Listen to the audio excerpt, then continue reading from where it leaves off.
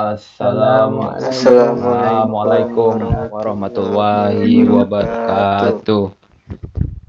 Kami dari kelompok 1 ingin mempresentasikan hasil kerja kami tentang momentum dan impuls.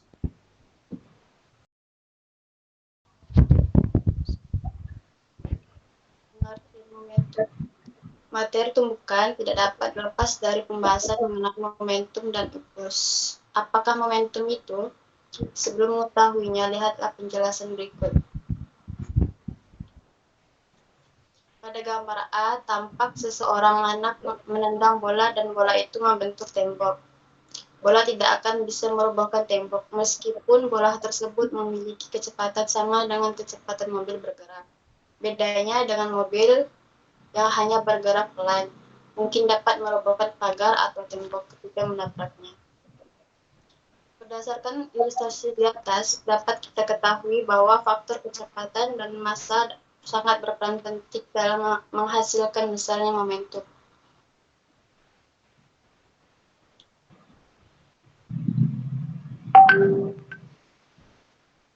Terdapat dua jenis momentum, yaitu momentum linear dan momentum sudut.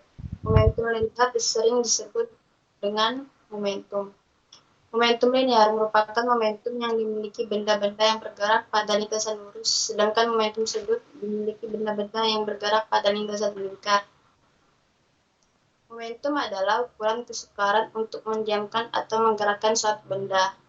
Momentum adalah besaran fisika yang melibatkan besaran skala atau massa, besaran vektor atau kecepatan.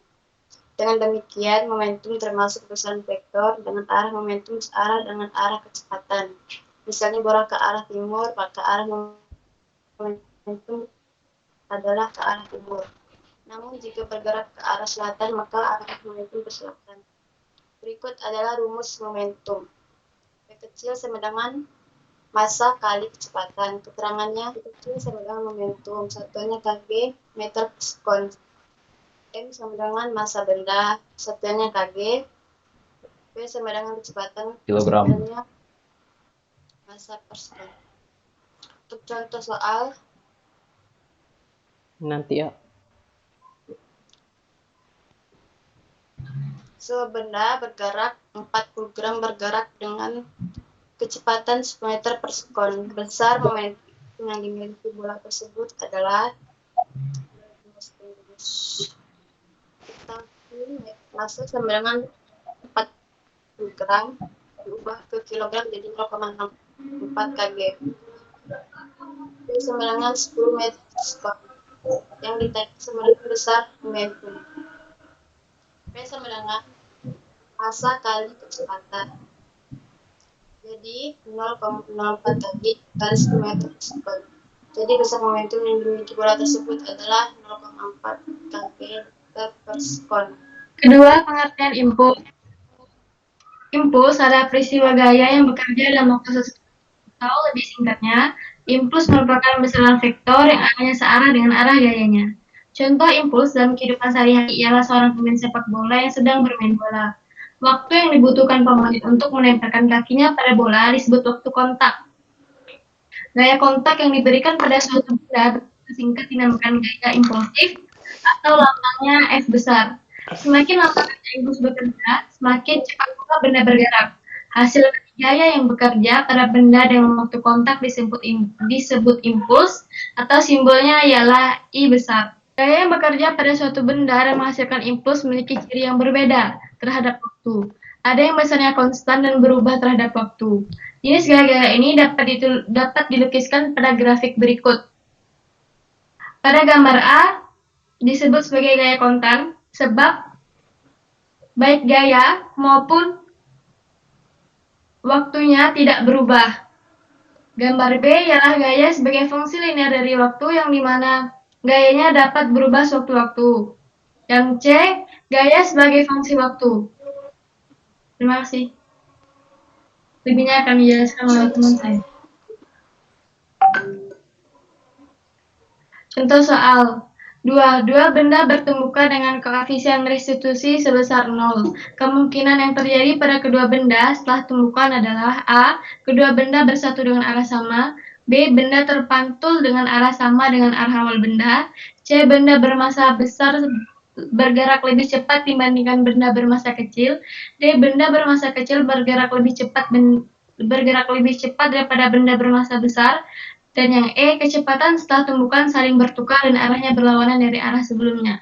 Jawabannya ialah A, yang dimana karena restitusinya sebesar 0, tumbukan tersebut dinamakan sebagai tumbukan tidak lenting sama sekali.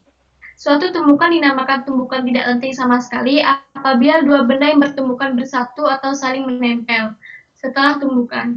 Maka dari itu, kemungkinan yang terjadi pada kedua benda setelah tumbukan ialah kedua benda bersatu dengan arah sama. Setelahnya akan dijelaskan oleh teman saya. Terima kasih.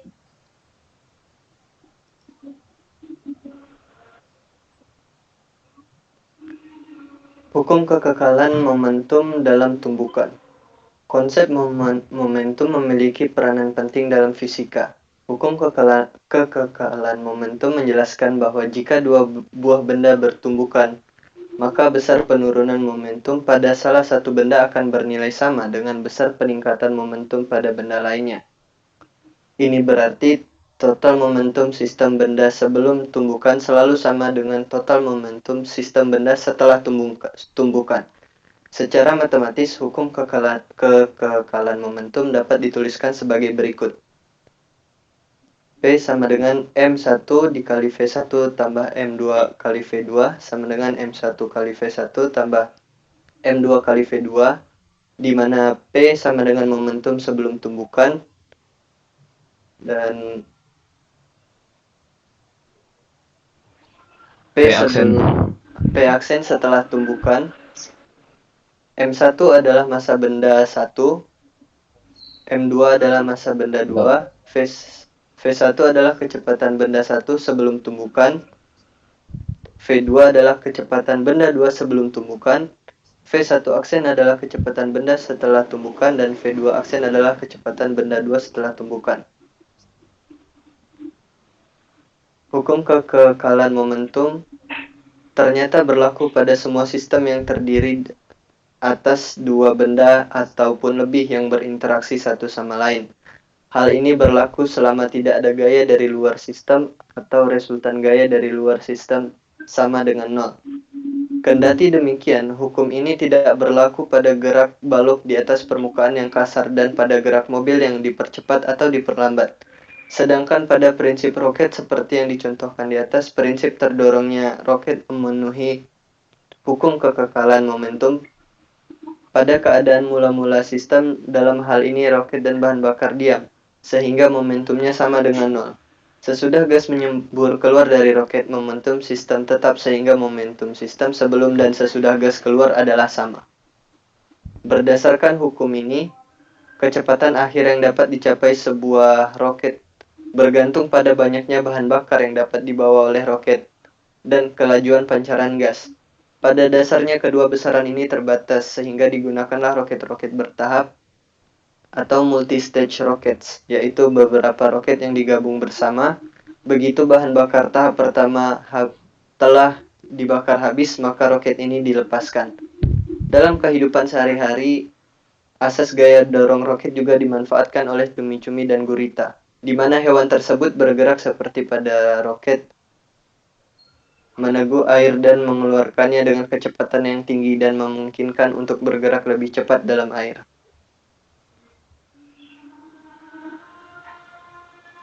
Dua, jenis-jenis tumbukan. Silahkan Cindy. Tumbukan lenting sempurna. Tumbukan lenting sempurna terjadi apabila momentum dan energi kinetik kedua benda sebelum tumbukan sama dengan momentum dan energi kinetik setelah tumbukan. Koefisien restitusi sini sama dengan 1 dan berlaku hukum kekekalan momentum dan hukum kekekalan energi kinetik. Rumus yang dapat digunakan: hukum kekekalan momentum M1 dikali V1 tambah M2 kali V2 tambah dengan M1 kali V1 tambah M2 kali V2 aksen. Rumus koefisien restitusi E sama dengan min dikali V1 aksen dikurang V2 aksen dibagi V1 dikurang V2. Tumbukan lenting sebagian. Pada tumbukan lenting sebagian hanya berlaku hukum kekekalan momentum dan tidak berlaku hukum kekekalan energi kinetik. karena energi kinetik benda berkurang selama tumbukan. Jumlah energi kinetik sesudah tumbukan lebih kecil daripada jumlah energi kinetik sebelum tumbukan. Koefisien restitusi pada tumbukan lanting sebagian adalah E lebih dari 0 kurang dari 1. Pada tumbukan lanting sebagian juga berlaku rumus hukum kekekalan momentum. M1 dikali V1 tambah M2 dikali V2 sama dengan M1 dikali V1 aksen ditambah M2 dikali V2 aksen. Pada peristiwa gerak jatuh bebas dapat terjadi tumbukan lanting sebagian. Pada peristiwa ini dapat menggunakan persamaan EP awal tambah EK awal sama dengan EP akhir tambah EK akhir. M kali G kali H tambah 0 sama dengan 0 tambah setengah M dikali V kuadrat sama dengan V kuadrat sama dengan akar 2 dikali GH. Habis itu koefisien restitusinya nih hitungnya sama dengan akar H1 per H0 sama dengan akar H2 per H1 sama dengan akar H3 per H2. Keterangannya EP awal itu energi potensial awal, EP akhir energi potensial akhir, EK awal energi kinetik awal, EK akhir energi kinetik akhir. H0 kedudukan bola mula-mula, H1 kedudukan bola setelah pantulan pertama, H2 kedudukan bola setelah pantulan kedua, H3 kedudukan bola setelah pantulan ketiga. C. Tumbukan dan tidak lanting sama sekali.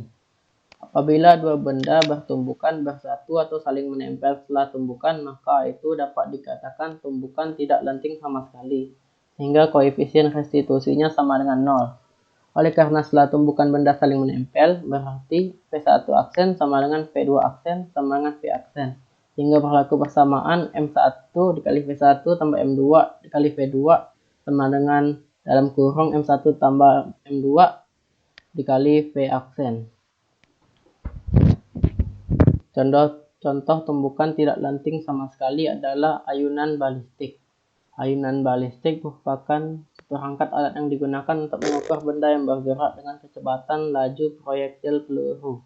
Persamaan yang terkait dengan ayunan balistik sebagai berikut. Vp sama dengan MP tambah MB per MP dikali akar 2GH dengan keterangan Vp sama dengan kecepatan peluru M per S, MP massa peluru kilogram, MB massa balok kilogram. Oke, kecepatan gravitasi M per S, H sama dengan ketinggian balok meter. Selanjutnya Aldi. 3. Aplikasi hukum kekekalan momentum. 1. Prinsip peluncuran roket. Momentum yang dihasilkan gaya dorong oleh bahan bakar sama dengan momentum meluncurnya roket. 2. Senapan atau meriam. Momentum senapan mundur ke belakang sama dengan momentum peluru yang lepas dari senapan. 3. Ayunan balistik. Untuk menghitung kecepatan peluru yang melesat dari sebuah senapan dan menumbuk balok yang tergantung pada seutas tali dalam kurung bandul. Next slide. Aplikasi atau penerapan ke dalam kehidupan sehari-hari. Pertama, sarung tinju. Sarung tinju yang dipakai oleh para petinju berfungsi untuk memperlama bekerjanya gaya impuls. Ketika petinju memukul lawannya, pukulan tersebut memiliki waktu kontak yang lebih lama, sehingga gaya impuls yang bekerja lebih kecil. Karena gaya impuls yang bekerja makin kecil, maka rasa sakit menjadi berkurang. Selanjutnya, palu atau pemukul.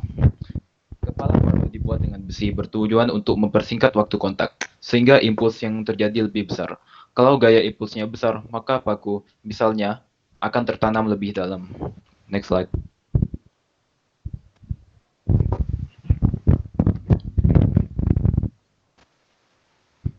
Selanjutnya, pesepak bola. Ketika seorang pemain bola menendang bola secara tiba-tiba dengan paksa, bola tersebut akan melepaskan tembakan. Saat bola diam, kecepatannya 0. Oleh karena itu, hasil kali massa dan kecepatan benda, yaitu momentum, menjadi 0. Setelah gaya diberikan oleh pemain, momentum meningkat ke nilai yang lebih tinggi karena perkembangan kecepatan. Perubahan momentum yang tiba-tiba ini mengarah pada pembentukan gaya impulsif. Gaya impulsif membantu bola melakukan perjalanan jarak jauh dalam durasi waktu yang singkat. Ya sudah, segitu saja dari kami. Kita bungkus saja. Assalamualaikum warahmatullahi wabarakatuh.